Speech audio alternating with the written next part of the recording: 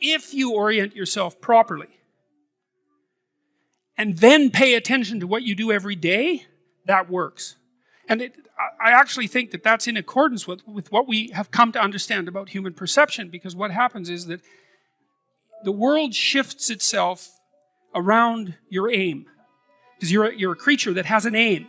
You have to have an aim in order to do something. You're an aiming creature. You look at a point and you move towards it. It's built right into you. And so you have an aim. Well, let's say your aim is the highest possible aim. Well then, so that sets up the world around you. It organizes all of your perceptions. It organizes what you see and you don't see. It organizes your emotions and your motivations. So you organize yourself around that aim. And then what happens is the day manifests itself as a set of challenges and problems. And if you solve them properly, then you stay on the pathway towards that aim.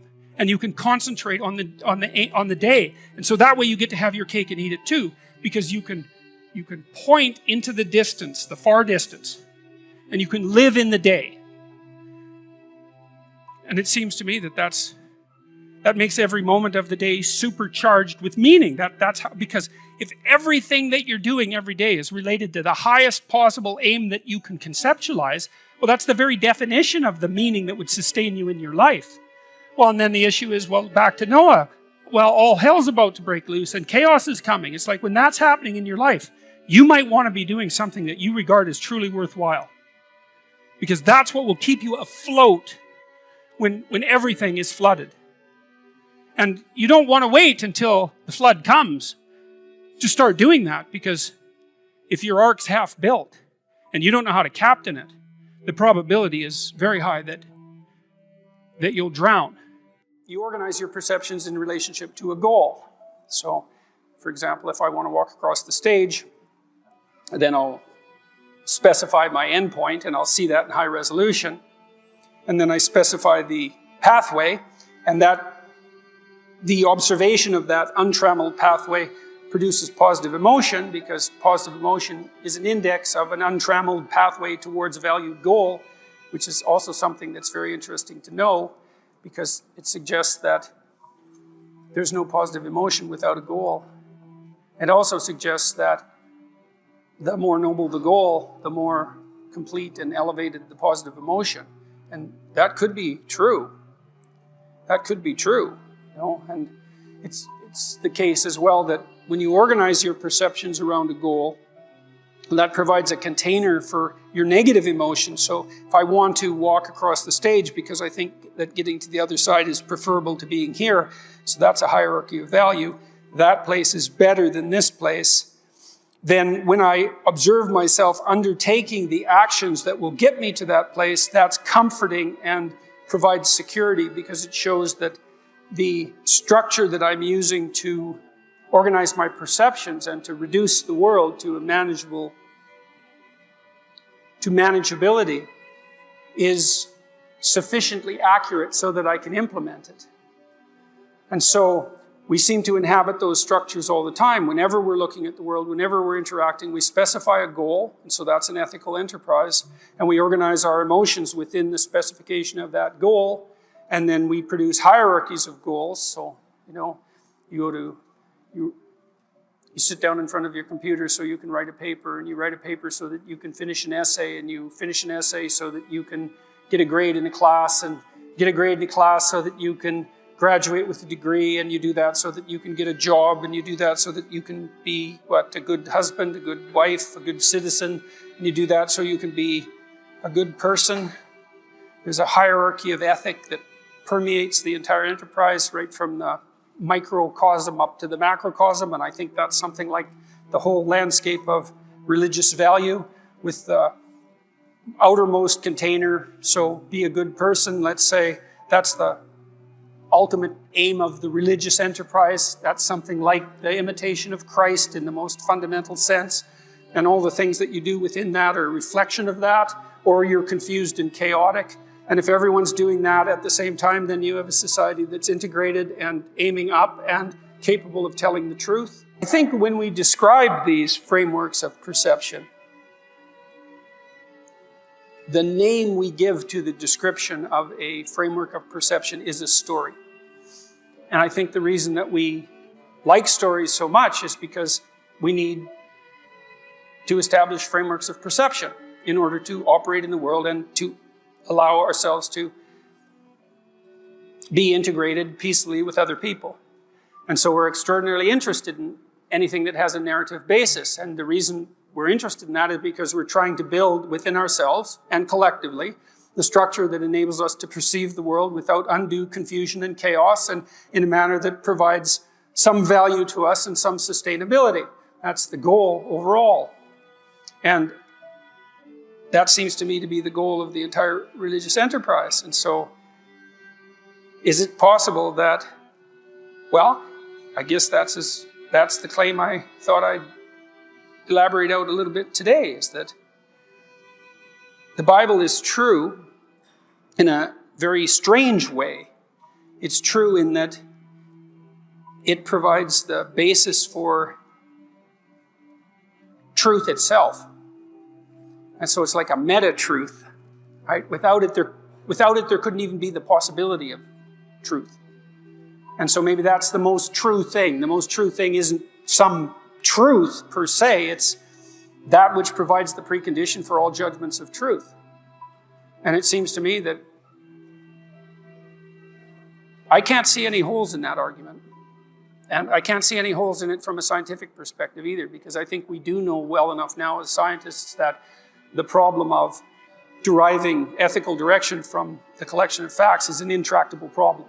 There's too many facts. There's an infinite number of facts. They do not provide an unerring guide for action. They can't. There's too many of them. They have to be prioritized.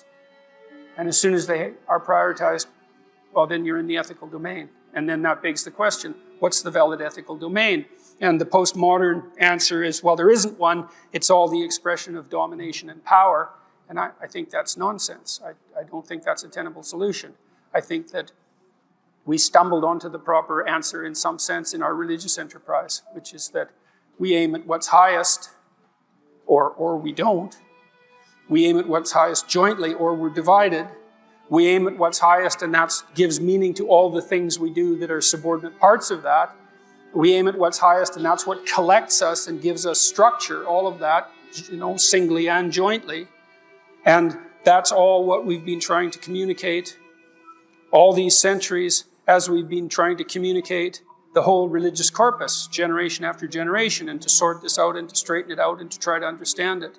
You might say, well, what might you replace an ideology with? And I would say, well, a differentiated view of and strategy for life.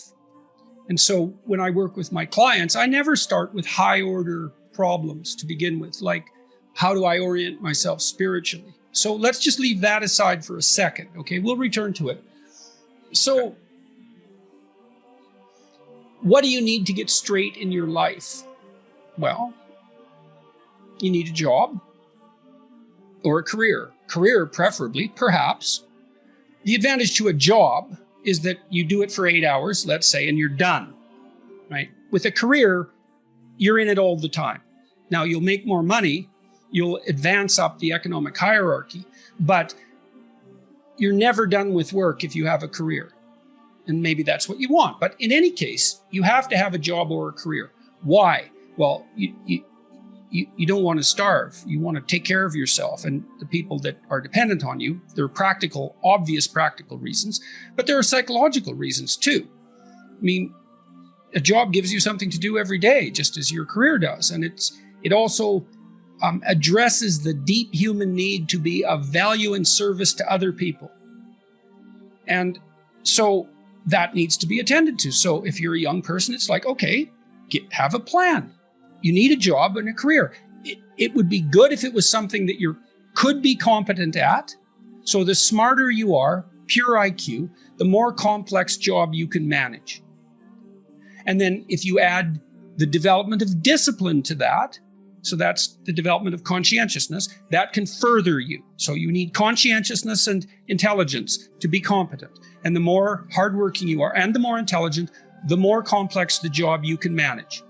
So if you're of average intelligence, which you've probably figured out by the time you're 18 or so, it's going to be very, very difficult for you to be a high-end corporate lawyer unless you work insanely hard.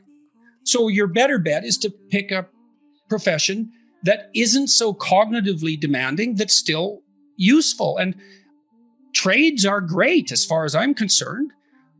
It's not like tradespeople aren't skilled, and it's not like trades don't require intelligence. I am not saying that. Mm-hmm.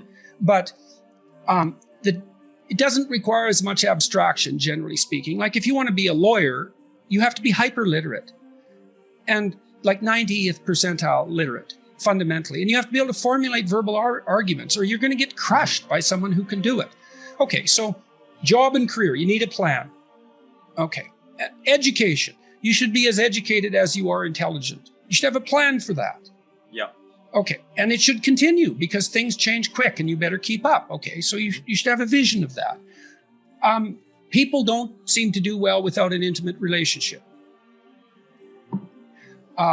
It'd be good if you could have a family and bring peace to the family that you have, because family is important, extraordinarily important. Those connections, so intimate relationship and family, whether that's your parents, your siblings, or the family that you start. You need a plan for that and a vision of that. You have to take care of your physical and mental health. You have to regulate your drug and alcohol intake. You have to figure out how to make productive and meaningful use of the time that's allotted to you outside of your obligations. That's extraordinarily useful. And you have to address your philosophical or spiritual / aesthetic yearnings, such as they might be. Well, so that's better than an ideology, a plan. Sure. Right. Now, and as you climb up your career, as you expand your competence and power, well, then you can get involved in larger scale transformations if that's where your interest takes you. And so with job and career, you should be competent and interested in it. That's a good pathway to success.